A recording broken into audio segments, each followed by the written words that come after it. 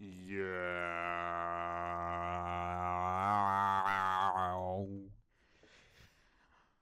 What's going on, y'all, and welcome to the Everyday Bible series. We finishing Ruth, and then we ended the video. No, we're gonna read until I think First Samuel chapter 2, cause I can do math, and if we read, wait, hold on, because if you read this, that's one chapter. We read with 3, that's 2, with 4, 3. Yeah, okay. First Samuel chapter 1 and 2, that's 5. So, yes, I can do math. It's better in my head, not out loud. But anyway, let's go. Ruth gleans in Boaz's field. Now, no, Naomi. All right, Naomi. All right. Naomi had a relative of her husband, a man of great wealth and influence, from the family of Elimelech, Elimelech, whose name was Boaz. And Ruth the Moabites said to Naomi, "Please let me go to the field and glean among the ears of grain after one of the reapers, in whose sight I may find favor." Naomi said to her, "Go, my daughter." So Ruth went and picked up the leftover grain in a field after the reapers, and she happened to stop at the plot of land belonging to Boaz, who was of the family of Elimelech. It was then that Boaz came from Bethlehem and said to the reapers, "The Lord be with you." And they answered him, "The Lord bless you." Then Boaz said to his servant who was in charge of the reapers, "Whose young woman is this?" The servant in charge of the reapers answered, "She's the young Moabite woman who came back with Naomi from the country of Moab." And she said, "Please let me glean and gather after the reapers among the sheaves." So she came and has continued gathering grain from early morning until now, except when she sat resting for a little while in the field house. Then Boaz said to Ruth, "Listen carefully, my daughter. Do not glean in another field or leave this one, but stay here close by my maids. Watch with watch watch which field they reap, and follow behind them. I have commanded the servants not to touch you, and when you are thirsty, go to the water jars and drink from what the servants draw." Then she kneeled face downward, bowing to the ground, and said to him, "Why have I found favor in your eyes that you should notice me when I am a foreigner?" Boaz answered her, "I have been made fully aware of everything that you have done for your mother-in-law since the death of your husband, and how you have left your father and mother in the land of your birth, and have come to a people that you did not know before. May the Lord repay you for your kindness, and may your reward be full from the Lord, the God of Israel, under whose wings you have come to take refuge." And she said, "Let me find favor in your sight, my Lord, for you have comforted me and have spoken kindly to your maidservant, though I am not as one of your maidservants." At mealtime, Boaz said to her, "Come over here and help, and that is not say help. Come over here and eat some bread and dip your bread in the vinegar." So she sat beside the reapers, and he served her roasted grain, and she ate until she was satisfied, and she had some left for Naomi. When she got up to glean, Boaz ordered his servants, "Let her glean even among the sheaves, and do not insult her. Also, you shall purposely pull out for her some stalks of grain from the sheaves, and leave them so that she may collect them, and do not rebuke her." So she gleaned in the field until evening. Then she beat out what she had gleaned, and it was about an ephah of barley. She picked it up and went into the city, and her mother-in-law saw what she had gleaned. Ruth also took out and gave to Naomi what she had saved after she had eaten and was satisfied.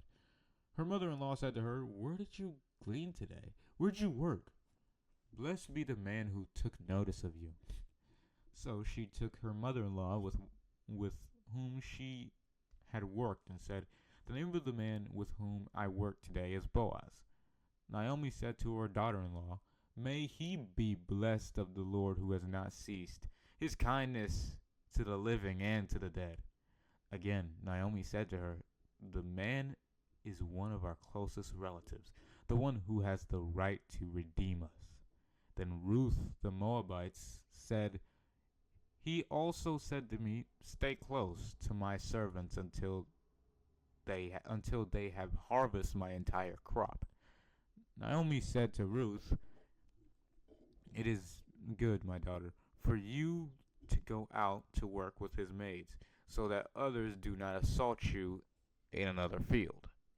So she stayed close to the maids of Boaz, gleaning until the end of the barley and wheat harvests, and she lived with her mother-in-law. Boaz will redeem Ruth. Then Naomi, her mother-in-law, said to Ruth, "My daughter, shall I not look for security in a home for you, so that it may be well with you?" Now Boaz, with whose maid you were working, is he not our relative? See now, he is winnowing barley at the threshing floor tonight. So wash and anoint yourself with olive oil, then put on your best clothes and go down to the threshing floor, but stay out of the man's sight until he has finished eating and drinking. When he lies down, notice the place where he is lying, and go and uncover his feet and lie down. Then he will tell you what to do." Ruth answered her, "I will do everything that you say." So she went down to the threshing floor and did just as her mother-in-law had told her. When Boaz had eaten and drunk, and his heart was happy, he went to lie down at the end of the stack of grain. Then Ruth came secretly and uncovered his feet and lay down. In the middle of the night, the man was startled, and he turned over and found a woman lying at his feet. So he said, "Who are you?" And she answered, "I am Ruth, your maid. Spread the hem of your garment over me, for you are a close relative and a redeemer." Then he said, "May you be blessed by the Lord, my daughter. You have made your last kindness better than the first, for you have not gone after young men, whether poor or rich. Now, my daughter, do not be afraid. I will do for you whatever you ask, since all my people in the city know that you are a woman of excellence. It is true that I am your close relative and redeemer. However, there is a relative closer to you than I. Spend the night here, and in the morning, if he will redeem you, fine, let him do it. But if he does not wish to redeem you, then as the Lord lives, I will redeem you. Lie down until the morning." So she lay at his feet. I'm pretty sure either that's a translation error, or that's actually how the literary style was. I'm sure it was probably just a literary style, but I mean, yeah, there's worse translations out there. So she laid at his feet until the morning, but got up before anyone could recognize another. Boaz said, "Do not let it be known that the woman came to the threshing floor last night." He also said, "Give me the shawl you are wearing and hold it out." So Ruth held it and he measured it out. 6 measures of barley into it, and placed it on her. And she went into the city. When she came home, her mother-in-law said, "How did it go, my daughter?" And Ruth told her everything that the man had done for her. She said, "He gave me these 6 measures of barley, and he said to me, 'Do not go back to your mother-in-law empty-handed.'" Then Naomi said, "Sit and wait, my daughter, until you learn how this matter turns out. For the man will not rest until he has settled it today. The marriage of Ruth. Then Boaz went up to the city gate where business and legal matters were settled, and sat down, and then the close relative redeemer of whom Boaz had spoken came by. He said to him, "Come over here, a friend, and sit down." So he came and sat down. Then Boaz took 10 men from the elders of the city of the city and said, "Sit down here." And they sat down. Oof. He said to the closest relative, redeemer, Naomi, who has returned from the country of Moab, must sell the plot of land which belonged to our brother Elimelech. So I thought to let you hear of it, saying, "Buy it in the presence of those sitting here, and before the elders of my people, if you will redeem it. Redeem it, but if not, then tell me, so that I may know, for there is no one besides you to redeem it, and I am next of kin after you." And he said, "I will redeem it." Then Boaz said, "The day that you buy the field from Naomi, you must also acquire Ruth the Moabitess, the widow of the deceased, to restore the name of the deceased to his inheritance." The closest relative, redeemer, said, "I cannot redeem it for myself, because by marrying a Moabitess, I would jeopardize my own inheritance. Take my right of redemption purchase yourself, because I cannot redeem it." Now, formerly in Israel, this was the custom concerning redeeming and exchanging property. To confirm a transaction, a man pulled off his sandal and gave it to the other. This was the way of confirming and attesting in Israel. So when the closest relative, redeemer, said to Boaz, "Buy it for yourself," he pulled off his sandal and gave it to Boaz to confirm the agreement. Then Boaz said to the elders and to the people, and to all the people, "You are witnesses this day that I have bought everything that was Elimelech's, and everything that was Chilion's and Mahlon's from the hand of Naomi. I have also acquired Ruth the Moabitess, the widow of Mahlon, to be my wife, to restore the name of the deceased to his inheritance, so that the name of the deceased will not be cut off from his brothers or from the gate of his birthplace. You are witnesses today." All the people at the gate and the elders said, "We are witnesses. May the Lord make the woman who is coming in your house like Rachel and Leah, the two who built the household of Israel.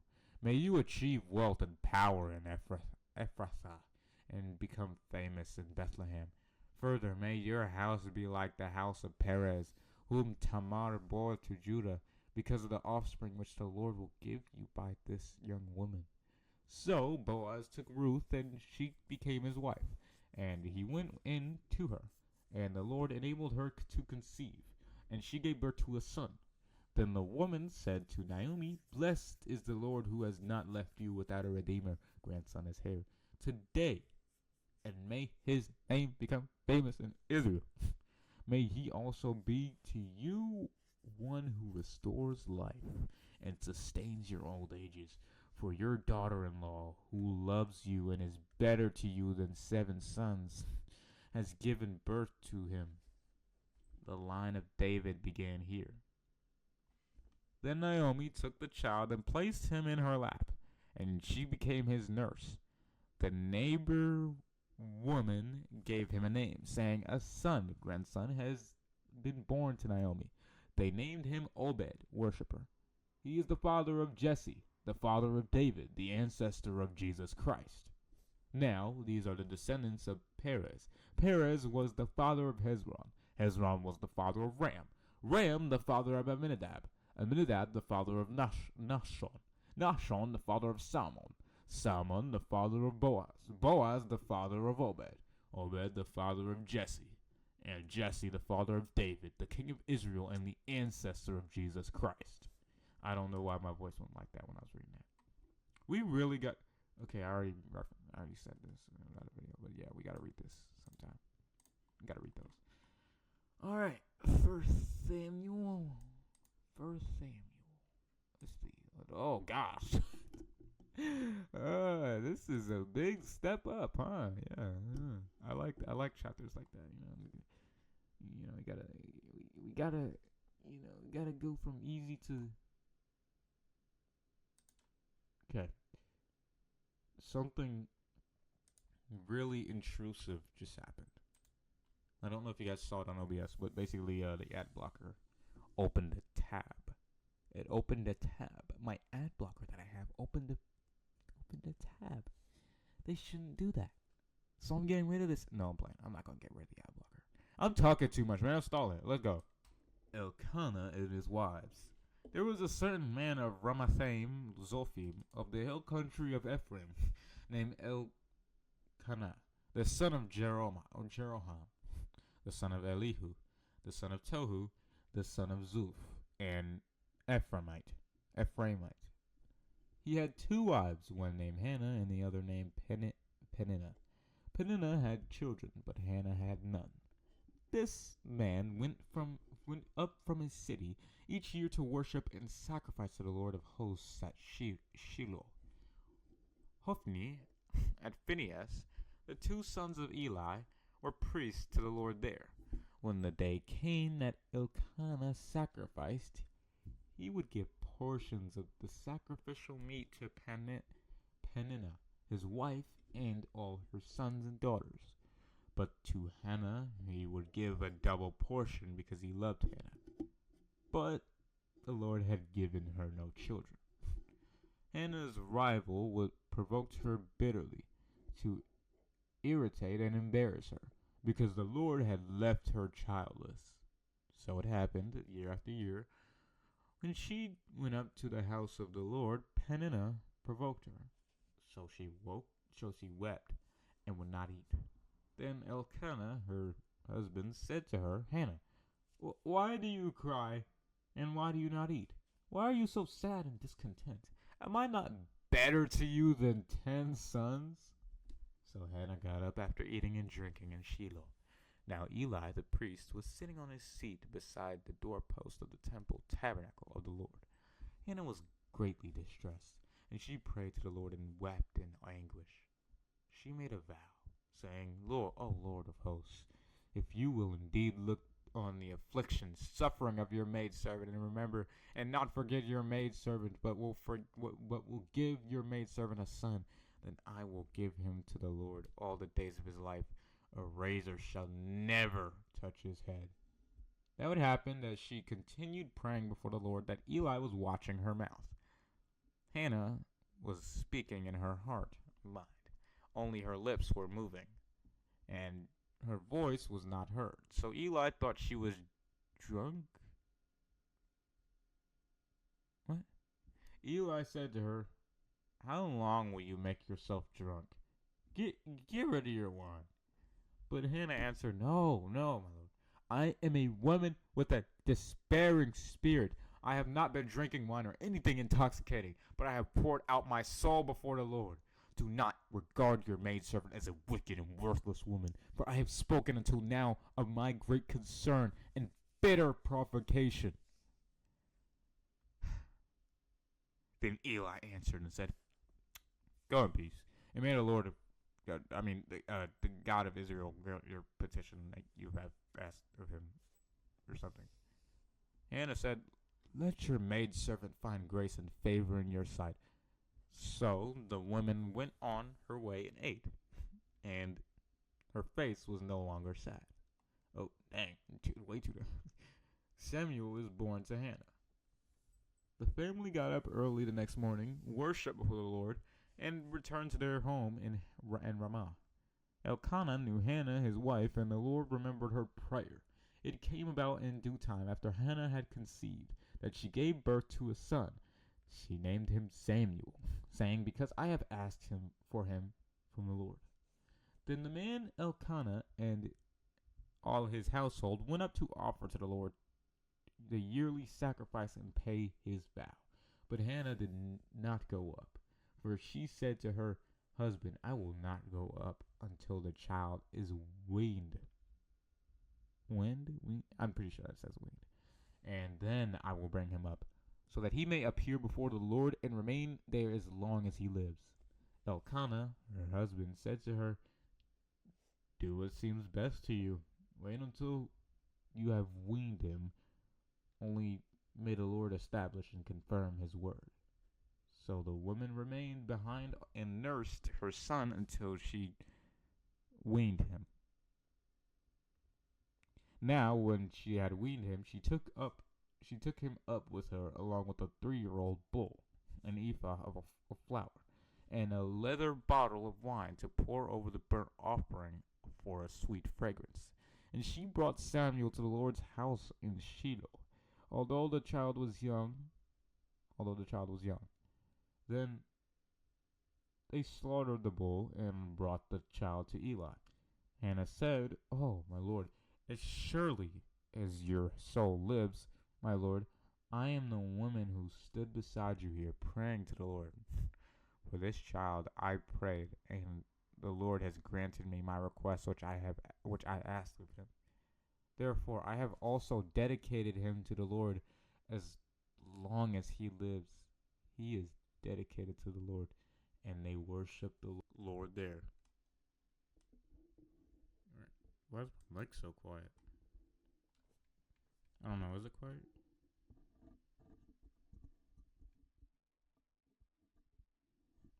All right. Hannah's song of thanksgiving. Hannah prayed and said, "My heart rejoices and triumphs in the Lord. My horn's strength is lifted up in the Lord. My mouth is opened wide to speak boldly against my enemies, because I rejoice in your salvation. There is no one holy like the Lord. There is no one besides you. There is no rock like our God. Do not go on boasting so very proudly. Do not let arrogance come out of your mouth. For the Lord is a God of knowledge, and by him actions are weighed, examined. The bows of the mighty are broken, but those who have stumbled equip themselves with strength. Those who are full hire themselves out for bread, but those who are hungry cease to hunger. Even the barren woman gives birth to 7, but she who has many children withers away. The Lord puts to death and makes alive. He brings down to Sheol the grave, and raises up from the grave. The Lord makes poor and makes rich. He brings low and he lifts up. He raises up the poor from the dust. He lifts up the needy from the ash heap, to make them sit with nobles. How did I? Oh, never mind. Okay. And inherit a seat of honor and glory.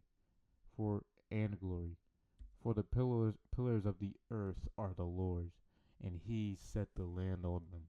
He guards the feet of his godly faithful ones, but the wicked are silenced and perish in darkness, for a man shall not prevail by might. The adversaries of the Lord will be broken to pieces.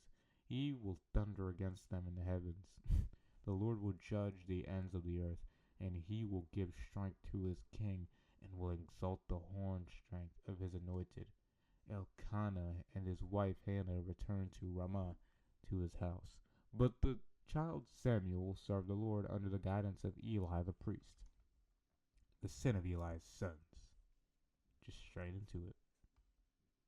Alright. The sons of Eli, Hophni, and Phinehas were worthless, dishonorable, unprincipled men. They did not know nor respect the Lord and the custom of the priest with the sacrifices of the people.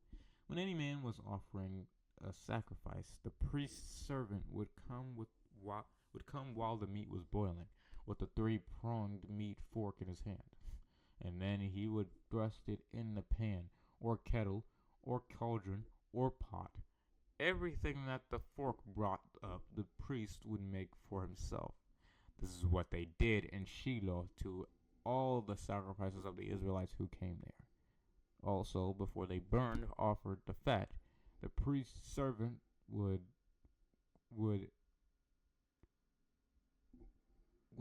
came there.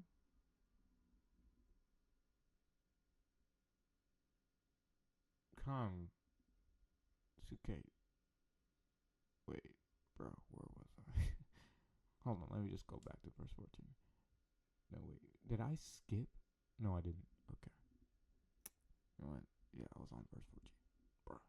Then he would thrust it in a pan or kettle or cauldron or pot, everything that the fork brought up the priest that the fork brought up the priest would take for himself. This is what they did in Shiloh to all the sacrifices of the Israelites who came there. Also, before they offered the fat, the priest's servant would come and say to the man who was sacrificing, "Give the priest meat to roast, since he will not accept boiled meat from you, only raw." If the man said to him, "Certainly they are to offer the fat first, and then you may go as much as you want," then the priest's servant would say, "No, you shall give it to me now, or I will take it by force." So the sin of the two young then, Hophni and Phinehas, was very great before the Lord, for the men treated the offering of the Lord disrespectfully. Alright. Samuel before the Lord as a boy. Now Samuel was ministering before the Lord as a child dressed in a linen ephod, a sacred item of priestly clothing. Moreover, his mother would make him a little robe and would bring it up to him each year. When she came up with her husband to offer the yearly sacrifice, then Eli would bless Elkanah and his wife and say, "May the Lord give you children by this woman in the place of the one she asked for, which was dedicated to the Lord." Then they would return to their own home. And the time came when the Lord visited Hannah, so that she conceived and gave birth to 3 sons and 2 daughters. And the boy Samuel grew before the Lord. Eli rebukes his sons. Now Eli was very old, and he heard about everything that his sons were doing to all the people of Israel, and how they were lying with the women who served at the entrance to the tent of meeting tabernacle. Eli said to them, "Why do you do such things? The evil things that I hear from all these people? No, my sons, for the report that I keep hearing from the passers-by among the Lord's people is not good. If one man does wrong and sins against another, God will arbitrate for him. But if a man does wrong to the Lord, who can intercede for him?" But they would not listen to their father, for it was the Lord's will to put them to death. At least, that's just what the text says. All right. Calm down, Calvinists. Calm down. But the boy Samuel continued to grow in stature and in faith. By the way, when I say that's just what the text says, that you're not looking at context, and you don't know our God, then of course you're gonna interpret that as God predestined Eli's disfaithful, or at least, disfaithful sons, unfaithful sons to be executed. But obviously that's just not God's character. Like, if you know. If you know, you know. If you don't know, then you don't know God's character. But the boy Samuel continued to grow in stature and in favor both with the Lord and with men. Then a man of God, prophet, came to Eli and said to him, "Thus says the Lord, did I not plainly reveal myself to the house of your father, ancestor, when they were in Egypt in bondage to Pharaoh's house? Moreover, I selected him out of all the tribes of Israel to be my priest, to go up to my altar, to burn incense, to wear an ephod before me. And from then on I gave to the house of your father and all the offerings of the sons of Israel. Why then do you kick at, despise my sacrifice and my offering, which I commanded in my dwelling place, and honor your sons more than me, by fattening yourselves with the choicest part of every offering of my people Israel? Therefore, the Lord God of Israel declares, I indeed say that your house and that of Aaron your father would walk in priestly service before me forever. But now the Lord declares, far be it from me. For those who honor me, I will honor, and those who despise me will be insignificant and contemptible. Oh, that's a big word. Behold, the time is coming when I will cut off your strength and the strength of your father's house, so that there will not be an old man in your house. You will look at the distress of my house, the tabernacle, in spite of all the good which God will do for Israel, and there will never be again an old man in your house. Yet I will not cut off every man of yours from my altar. Your eyes will fail from weeping, and your soul will grieve, and all those born in your house will die as men in the prime of life. This will be the sign to you which shall come concerning to your sons, Hophni and Phinehas. On the same day, both of them shall die. But I will raise up for myself a faithful priest who will do according to what is in my heart and in my soul. And I will build him a permanent and enduring house, and he will walk before my anointed forever. And it will happen that everyone who is left in your house will come and bow down to him for a piece of silver and a loaf of bread and say, please assign me to one of the priest's offices so that I may eat a piece of bread. And as of right now, that's it. Very short, but that's it. We're going to be on 1 Samuel 3 tomorrow. We're going on 1 Samuel 3 to 1 Samuel 8. Yeah, wait, no, that'd actually be 9. But 8, no, it would be 8. I can do, guys, stop it. Stop. All right, God bless.